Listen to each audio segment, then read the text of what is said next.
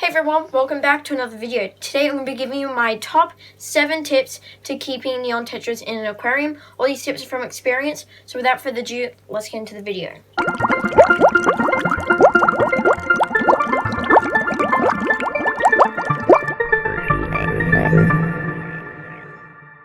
So you probably know this, but neon tetras are known to have very unstable genetics because they get bred worldwide, and they're probably one of the most popular aquarium fish out there, which has led to overbreeding. And due to overbreeding, they are prone to many diseases, and as you may know, they have a very well-known disease that they are common for, called the neon tetra disease. But it's really important to know that these fish have unstable genetics, to be prepared for it, because you don't want to just buy a bunch of fish, your first fish, and then suddenly they die. It's a common thing with these neon tetras because they seem to be really popular, and because of their eye-catching neon stripe and their red on their body. So you need to be prepared if your neon tetras do die. But let's move on to the next tip so you can avoid your neon tetras dying. Tip 2 is to make sure you do water changes when keeping these fish, because doing plenty of water changes keeps their water fresh and they'll be much more happier. They always like that clean water, and they are quite fussy with their water parameters, so make sure you get them right so they'll be as happy as possible. And if you get their water parameters completely wrong, they could possibly die. Make sure there's no ammonia in the water or high nitrates. To stop that from happening, water changes will do the job, because you'll just be removing all that bad stuff in the water while renewing the water. But yeah, just when keeping neon tetras, you have to remember to always do water changes at least once a week. I recommend a 50% water change once a week, but you could do 25% water changes a week, whatever you like to do. I recommend at least once a week for these fish. Some people may say you don't need to do many water changes, but when I started doing water changes, my neon tetra started looking a lot more better.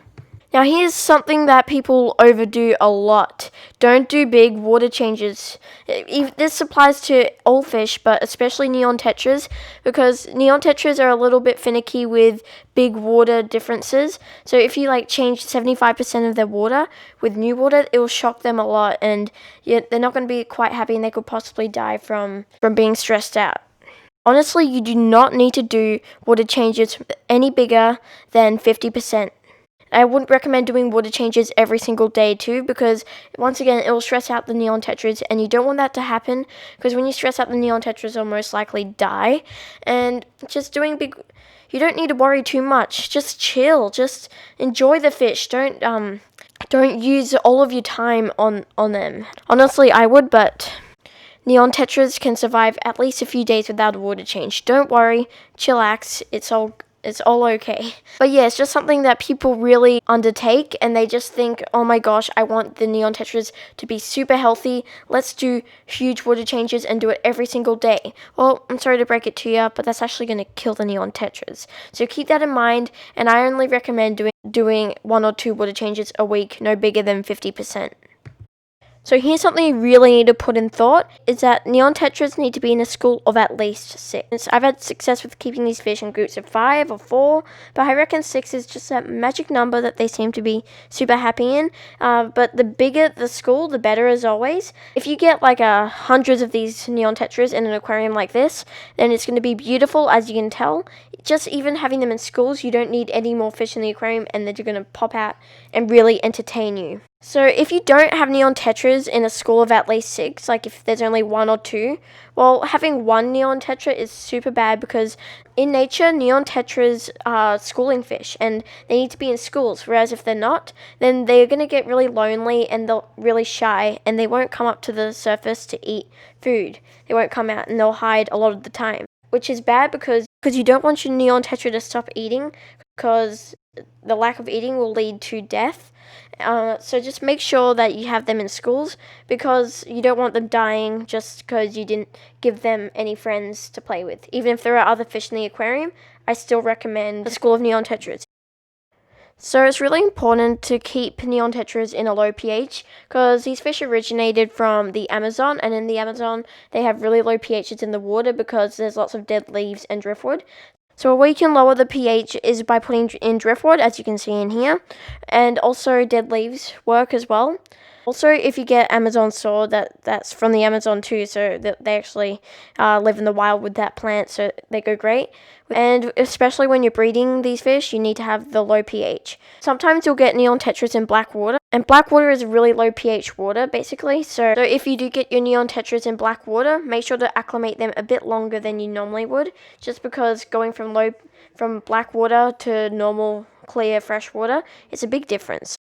Okay, so let's settle this. Neon tetras are small, peaceful community fish, so they need to be kept with other small, peaceful community fish. I do not recommend keeping them with fish bigger than 10 centimeters, since neon tetras only grow to be about 5 centimeters long, and if there's a fish twice as the size, it could most likely eat the neon tetra if it is hungry and you don't feed it quite often. But just to be safe, I recommend small fish like rasboras, cory catfish, bristlenose plecos. Live bearers go really great with neon tetras. Beta fish. Just make sure to keep an eye on them with beta fish though, because sometimes the beta fish might have a go at the neon tetras. But yeah, this tip is pretty straightforward. Just keep neon tetras with other small, peaceful community fish. So the final tip is that it's important to tell the difference between neon and cardinal tetras. So they're slightly different. Cardinals are a bit more hardy and a bit more stable, whereas neon tetras will require the more water changes and attention. But it's really easy to tell the difference between neon and cardinal tetras. Just sometimes pet stores don't even get the differences right, and sometimes label cardinals as neons or neons as cardinals. So I'm going to tell you how to tell the difference between them, so that when you go to the pet store, you'll make sure that they are neons or cardinals. In this photo here, it is a neon tetra. As you can see, what I've circled here is its belly, how it's all white, how the red on its belly is restricted to the back half of the tail region.